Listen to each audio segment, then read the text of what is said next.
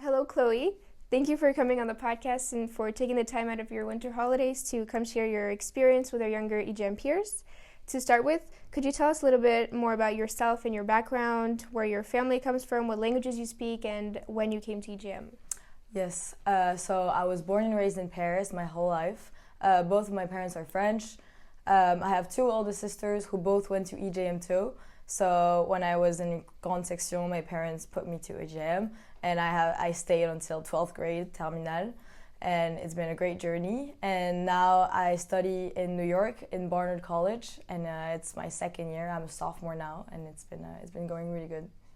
So you graduated EJM in 2023. Yes, exactly.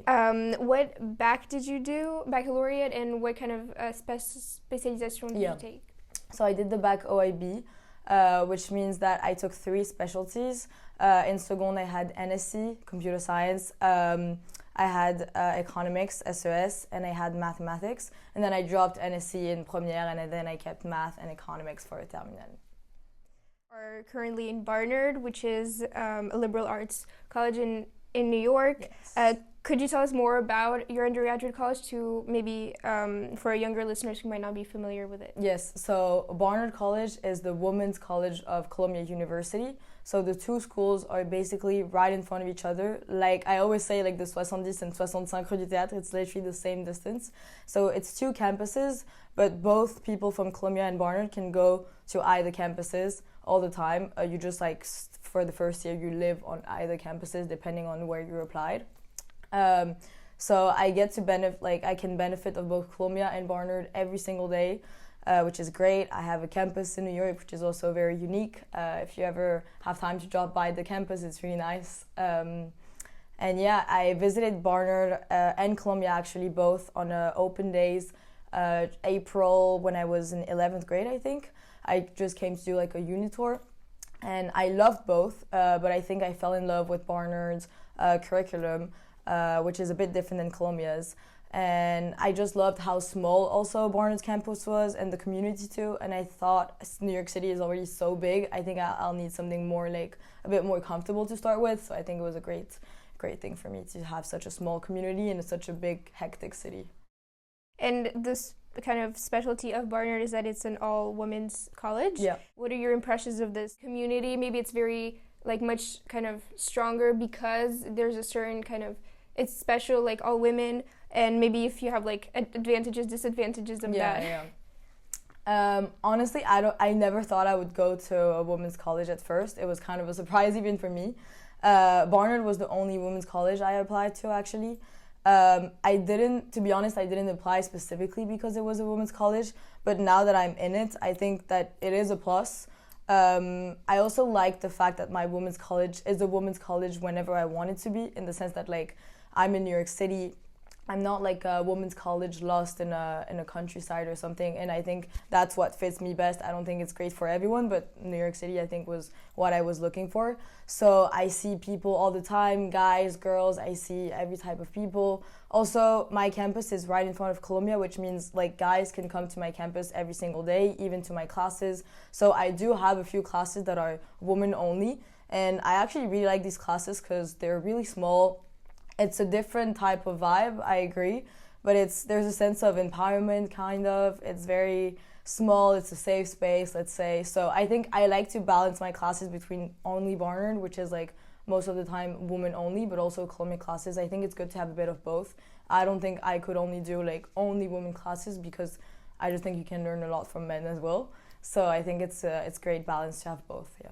It's definitely an aspect of it. You think, it's kind of strange because it's not like the real world. Like I want to have a real kind of experience of how it is, and you definitely get that with Columbia. Yeah, exactly. So I wanted to ask you, since it's connected and you can take classes in both, is it like 50-50? What kind of, is it like you go there for specific other classes that Barnard doesn't have? Or how does that work? So that's really up to you, in the sense that like you can completely decide to major like in sociology in Barnard. You can also major in sociology in Columbia.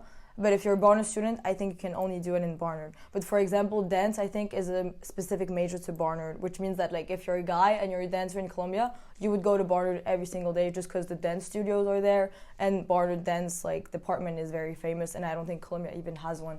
So there's a few majors that are only specific to the schools, but most are like in both.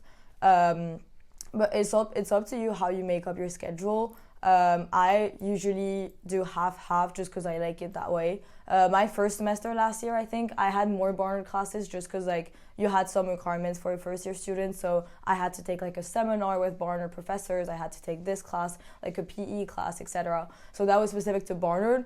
But like other than that, you can really do it your own way, which I think is great. So I have some friends who never go to Columbia. I have some friends who never go to Barnard. So I'm really in between. So it's great. Yeah. Like you mentioned that, Barnard is in New York and it's very special. It's a very vibrant city life. There's a lot of art, culture. How are you able to take advantage of that, and how does that play into your education at Barnard? One thing that I loved about Barnard even before going was their curriculum is based on the 6 modes of thinking. So that's something very specific to the school. And basically one of the modes of thinking is thinking locally with New York City, which means that like every single student in Barnard has to take one class where they're gonna have to use like New York City as their playground. When in this class, like the class that I took for this requirement was a dance criticism class, where like in one semester I had to go see like 5 dance shows and like just like travel in New York. I had to go to Brooklyn, I had to go downtown, I had to go like in different areas and just go see dance shows and review them. And that was like using just New York City on your own, like outside of class time as your playground. So I think that was really fun. You can also take architecture class where you have to go visit like the financial district. There's a bunch of options to satisfy this requirement, and I think like that's a big like thing about being in New York City. Like your professors can just take you to like dates at the Met, or like just like go visit Central Park and analyze something specific. Like you can literally do anything. So yeah. And I can imagine because of that, there's many like extracurricular activities that are possible and like traditions.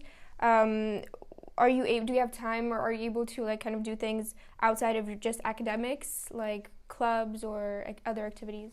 Yeah, for sure. I think that's a big thing just in American colleges in general. You have like they let you have like a lot of time for clubs, and they actually push you to like apply to clubs, which I think is a good thing. Right now I'm in the Columbia Fashion Society, which is pretty fun. I'm on the editorial team, so I'm going to write some articles, and we also have some club meetings. But the best part is also the guests that we actually get to meet and who come to Columbia just to meet us and discuss with us. We had like Stuart Raceman, the shoe brand. We recently had some influencers in the Creative Pickle, the new renting app. Just a bunch of, we had like a woman working in Architectural Digest. So very interesting people, which is like really cool. I'm also in the Columbia Emerging Market Society, which is like related to my major, which I think is going to be economics. So that's a club where we discuss emerging markets in countries in development. So it's very interesting. Also, I really like that clubs are student-led most of the time, which means that like there's no pressure, but everyone still attends. You actually learn things, and you actually have to be active to be in a club, but like it's not like being in a class enrolled and like having grades and stuff. It's way more chill. So everyone still goes to them, and like it's relaxed. Yeah. And it's great because you talked about the Fashion Society, and like you think in New York there's like the New York Fashion Week, so it's like very practical, and you can go and attend and have all these things together. And what about, is there like certain traditions that you like about Barnard? I know there's like this like Thanksgiving kind of dinner tradition where like international students, if they can't fly back home to have Thanksgiving with their families, like alumni from Barnard kind of welcome them in, and I think that's like beautiful. Like it shows like how their community is and how welcoming they are. And then I've also heard of like other activities like I don't know if you're interested, but like if you in like movies, but like the Athena Film Festival. Yeah, it's really famous. I haven't been this year to the Athena Film Center, but I really want to go next year. And I have a friend, she went and she was like, it's amazing. And like some of the movies that were projected were like then got like the Golden Globes or something. Like it's really impressive. So it's a really serious film center. It's not just like a college film center. All by students from Barnard. Yeah, exactly. And I think like it's great. I think it's also Columbia too. But I think it's great that like small clubs, like no one would think like a college club could get like prestige in a way, or like could be like seen as important, but they're actually important when people want to make them. So yeah. So it's like the students from Columbia and Barnard who create the films. I think so. I'm not in it, so Yeah, I don't have the details about the Athena Film Center, but I know it's pretty big and like it's a big thing. Pretty famous, yeah. And you mentioned several times about the the curriculum of Barnard, which is like about different ways of ways of thinking. Yeah. Mm-hmm. So you said how it's not like the Columbia core curriculum. Yeah. It's more free, but there are certain classes that like you have. It's like mandatory in a sense that everyone should kind of learn about the different ways of looking at the world. So there's like technology classes, which is very important, and it's like pretty unique to Barnard. Yeah, this is very unique to Barnard.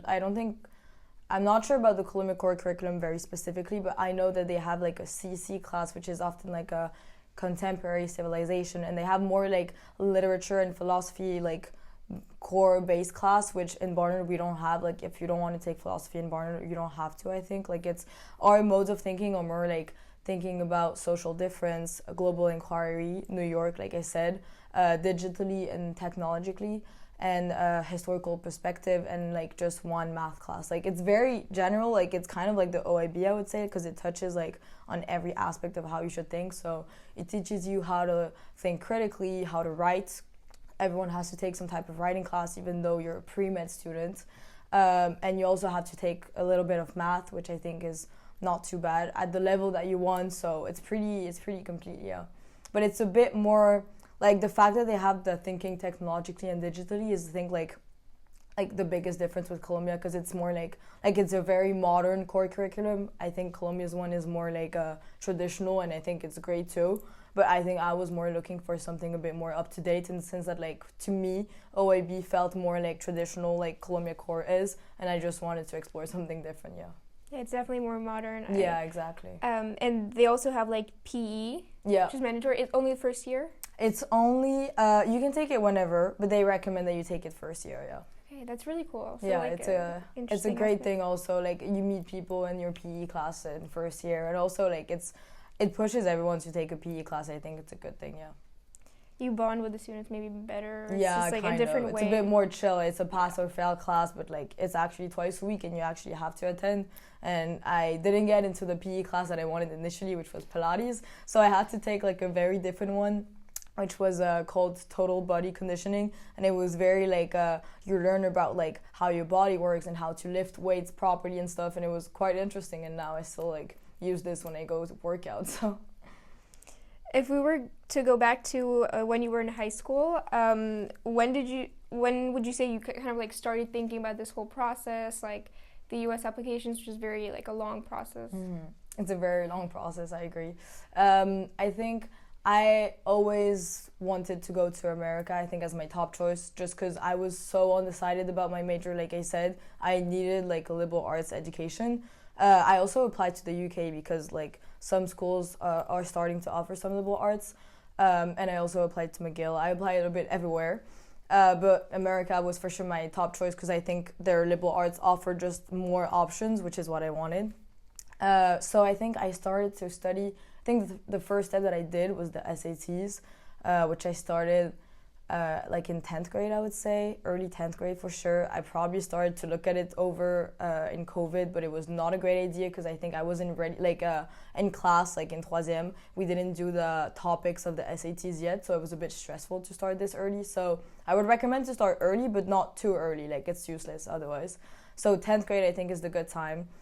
So I took the SATs, didn't go very well, so I didn't send my SATs because I was lucky enough that Barnard was SAT optional.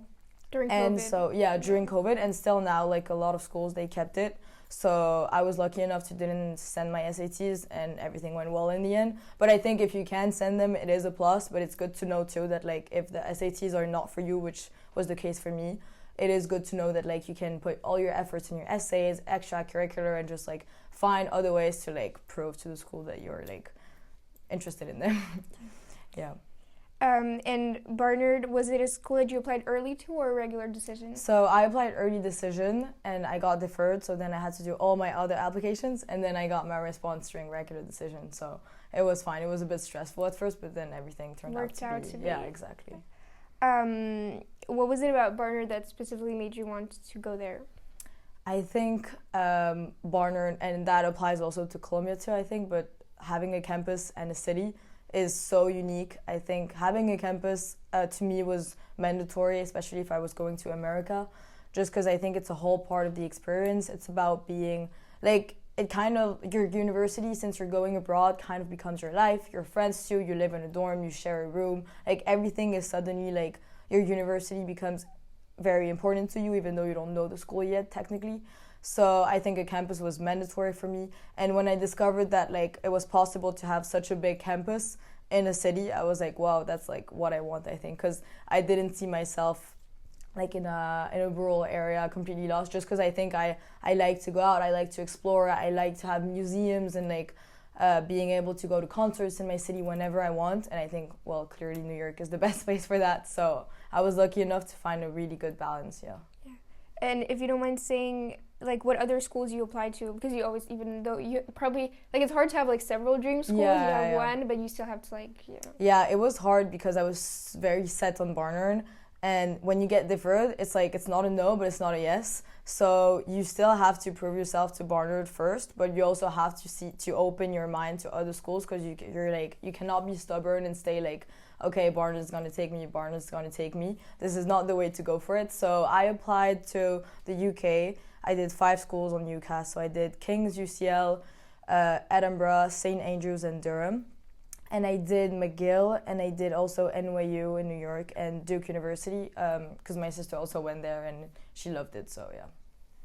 And so you said that, like you said, you got deferred, which basically means that, like, you know, your decision is going to come later during the regular decision, so you're not either denied or accepted. And if you're deferred, like, students have to kind of give an update, like you said, to like show that you're still interested. So like there's what's called a letter of continued interest. Yeah, exactly. So you have to like reaffirm how you're still like, you know, committed to Barnard, but also like to kind of update them on things you've done. Yeah. And I think that's so, like, I wanted to ask you about like what kind of things you mentioned, because like they say, oh, if you got an award since that time or something, or if, like you achieved something else, like you should tell us. But it's so hard, I feel like, in that period. I agree. It was very hard. That's why I was also very stressed about, like, I had to finish my other essays for other applications, but I was also so focused on this specific essay for Barnard because I still really, really wanted Barnard. And so at first, it took me a long time to start this essay. I think it was the hardest one for me to write ever for Barnard, because the main essay, like, I think all the other ones are in the end kind of fun to do, like they were more creative, but this one was very like, okay, what have you accomplished recently? And I was like, all I did was apply for university. So, but then you have to like look more in details about like the extracurricular that you kept on doing. Like, I was still in the debate club and we did this event, and I was still like, even with my family, or like stuff that I was doing at home, like just think of little things, like little moments, like anything can be used in an essay, I think, and anything that was important to you during this semester, like, oh, I spent more time with this person and it was good because that's what I wanted to do for a long time. Just like really be honest. It's useless to invent an award or something because they're gonna know. And also at this point in the application, I think they really know you well, because you already sent like 6 essays, like super like personal and detailed. So I think like by this time you need to like know your voice, know your tone, and just like be honest and like really, really explain that you still like Barnard and that like you've been like keeping up and like doing stuff. Yeah. Even though it's like unrealistic to get something big, yeah, exactly, like win a competition or something, like you should think make the small things bigger, right? I would say. Like, that's the only thing. Like, of course, it's very realistic that you've been applying and you've been very busy with like school and everything, but people might think you're not doing anything, but if you really look into it, you're like, oh no, I am continuing this, like I am doing these little things, and kind of like point that out. Yeah, for sure. Yeah, and exactly, showing that you continued what you already mentioned in your essay. That's really good. Saying like, for example, I play the piano and I spoke a lot about music, and saying like, oh, I learned this piece and it's been like making me feel so good while writing my application. That's like simple, but it's important. Like, it shows that you're keeping up with like having a normal life, you know. Yeah, like authentic. Yeah, that's exactly. Good. That's good. That's like reassuring for many people, I'm sure. And so you talked about like your SAT, and of course like grades and SAT is kind of like very important. But of course there's like more to that. So like in terms of extracurriculars, well, you mentioned how you did debate in school, and you did music also. Yeah, I did music on the side, like outside of school, but since I was very little. So I think anything that you can add to your application is great, like anything that's a little bit different than the others. So and Barnard, and I think for Columbia too, I was allowed to to put like a video of me playing the piano, and so that was great. I was like, that's maybe a plus, like the art on portfolio, paper, yeah, exactly, the art portfolio, because like on paper I feel like for the arts especially you cannot really like feel anything. And I actually know a lot of friends who went to Barnard who are like science majors, and they all sent like their art portfolio too, of like paintings from IB, and I was like, that's a great thing to send, like, yeah. And there's, of course, you mentioned also the essays, there's the supplemental ones, but of course there's the Common App one. Yeah. Like, do you remember what you kind of talked about in that essay? I think I spoke about, I think the main essay is, I was told that it's like you should show something specific about you, like something personal. It can be something like your origins, where you're from, your background, but it can also be your passion, your interests.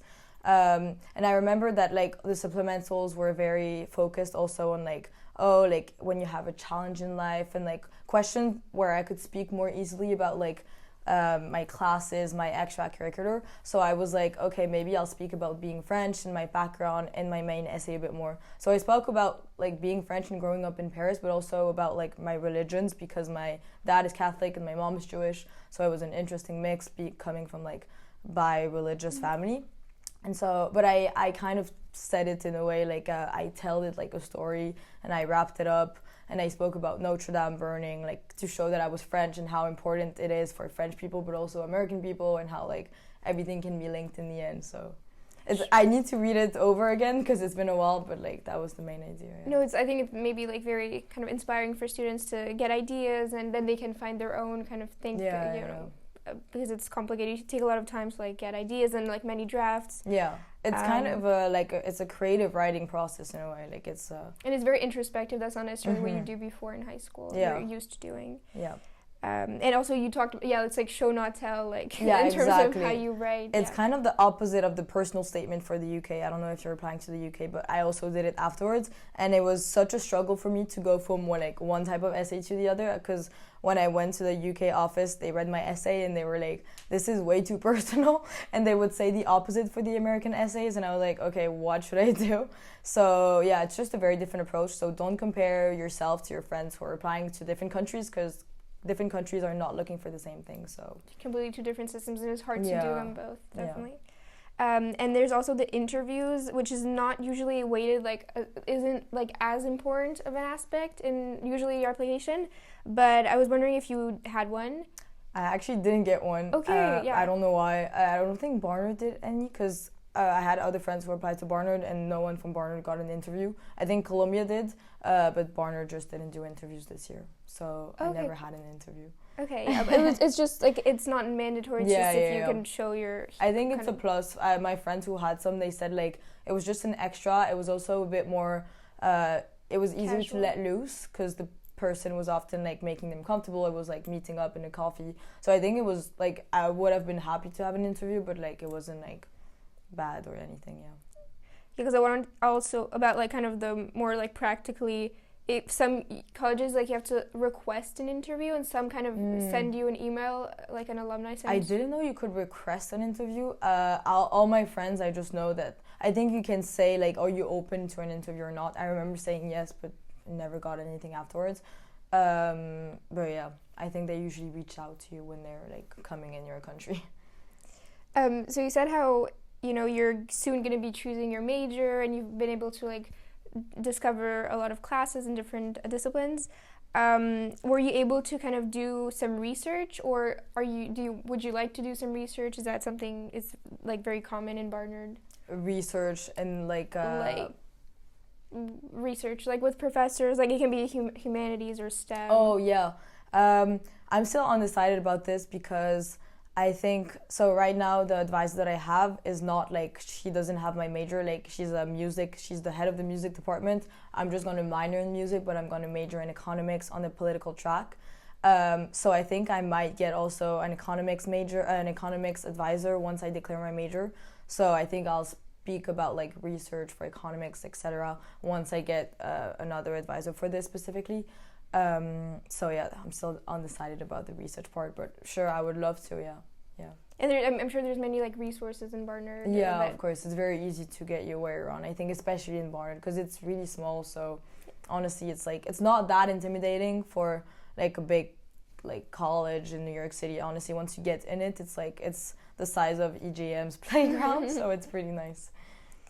And now that you have some maybe perspective, now that you've been in Barnard, what would you say Barnard is looking for in a student, in an applicant?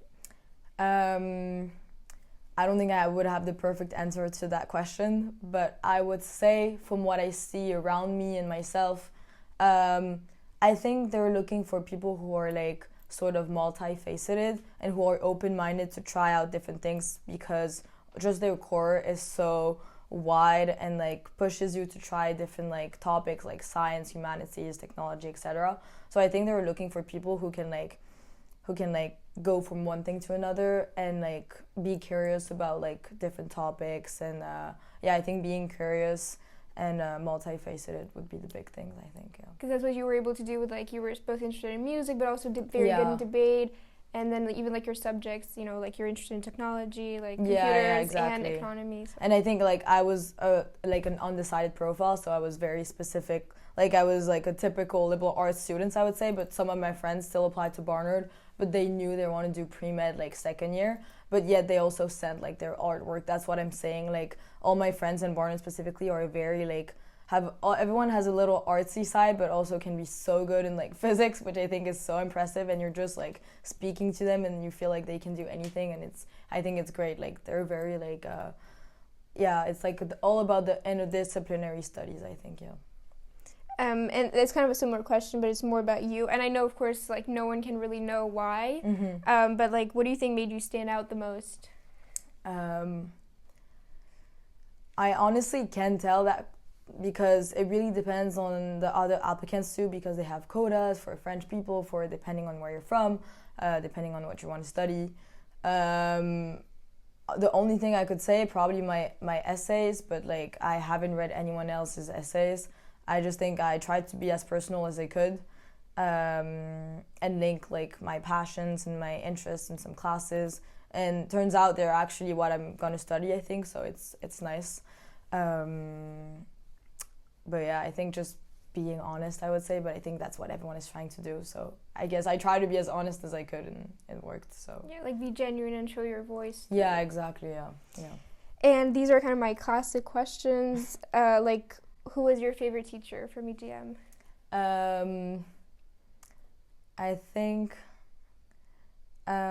I think to me, like a favorite teacher would be someone like now that I'm at university, sometimes when I'm working on a specific thing, like reading a text or writing an essay, and I use some skills that like a professor from EJM gave me, I'm like, okay, that was a good professor, and I'm gonna keep him for the rest of my life, him or her.